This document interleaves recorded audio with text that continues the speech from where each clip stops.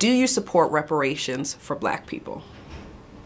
Well, listen, again, we had over 200 years of slavery. We had Jim Crow for almost a century. We had legalized discrimination, segregation, and now we have segregation and discrimination that is not legal but still exists and is a barrier to progress.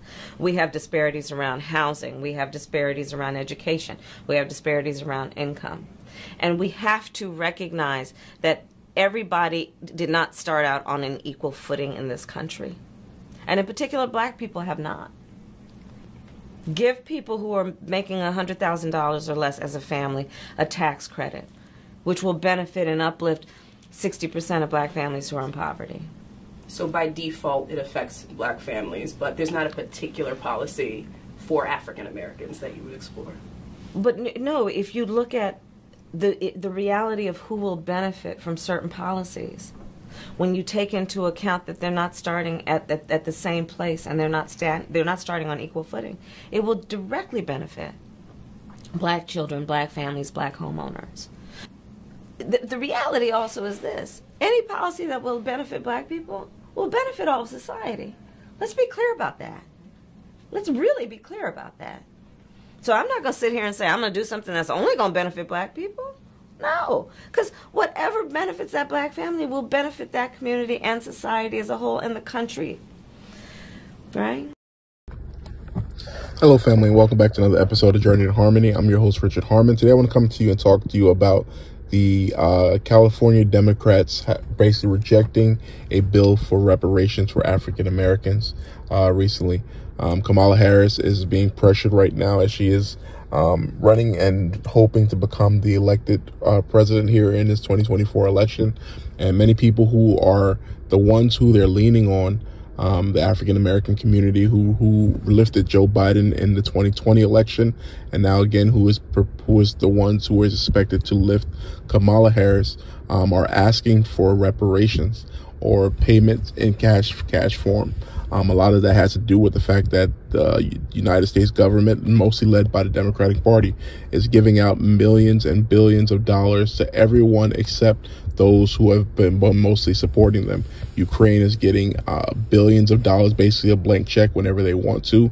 You have the illegal immigrants who've come into this country and who are collecting cash at an astronomical rate, receiving more money many times in terms of their food stamps and in terms of their housing than those who are even African Americans. And people are asking, what is it that they are getting as a result of them voting and helping to carry these people oftentimes, again, in terms of their election opportunities.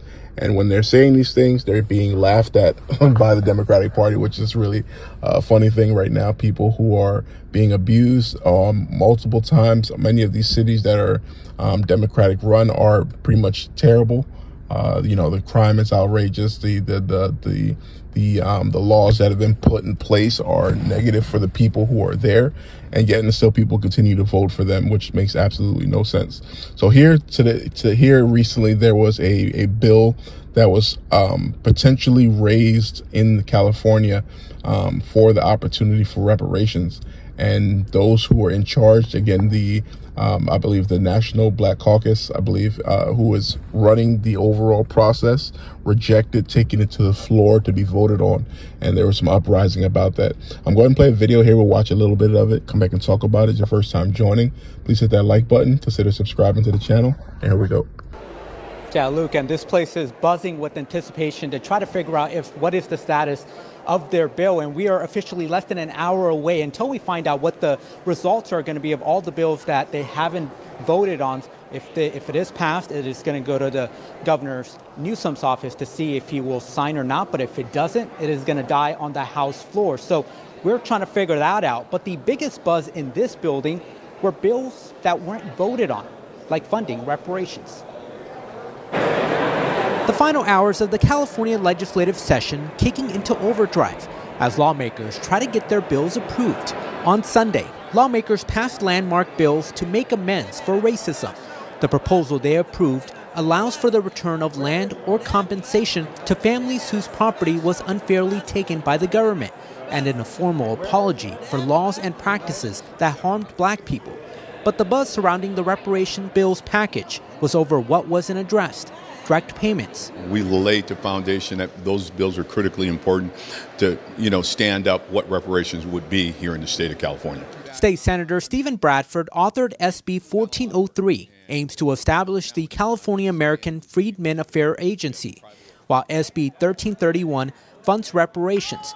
Both were not voted on. We should have gotten it to the governor's desk. He never signaled he would veto the bill. He just said he had some concerns, as they have with many bills. But that doesn't mean you don't move forward with the bills, because, you can fix them. The California Legislative Black Caucus pulled the bill because it said the proposal needs more work. The bills that pass are not reparations.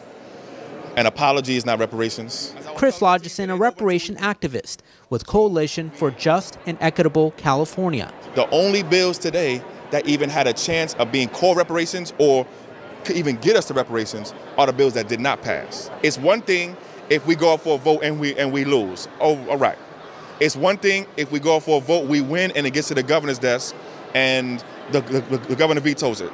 Supporters of the reparations say they're not giving up despite the setback. It has to happen if we're going to have meaningful reparations to the people who deserve it. We're 160 years overdue for this.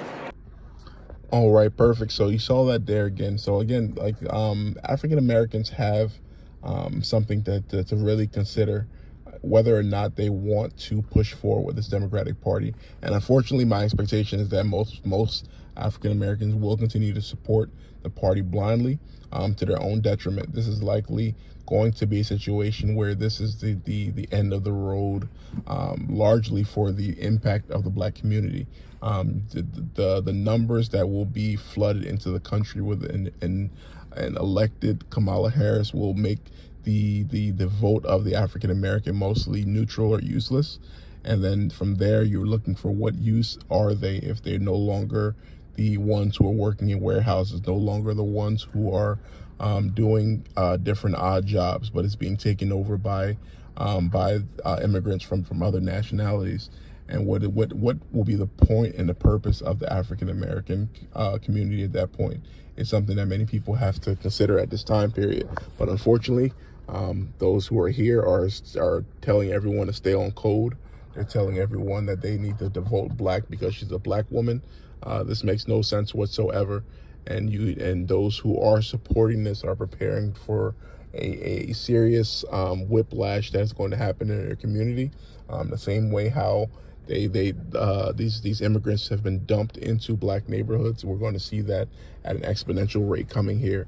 Kamala Harris in the beginning of this video showed you from the beginning that I'm not going to do anything solely for the African American community, and she's done. That was from 2020, and she has doubled down on that again, going on places such as Steve Harvey Morning Show and other places where she said the same thing exactly. So what exactly we're going to do about it as African Americans is something that's yet to be seen. But from the sentiment of many people who are listening, who are talking, who are speaking, they're doing everything they can to continue to push forward the same agenda. So what are your thoughts on this? Please comment below, like, share, and subscribe. Thank you so much for joining. Have a good day.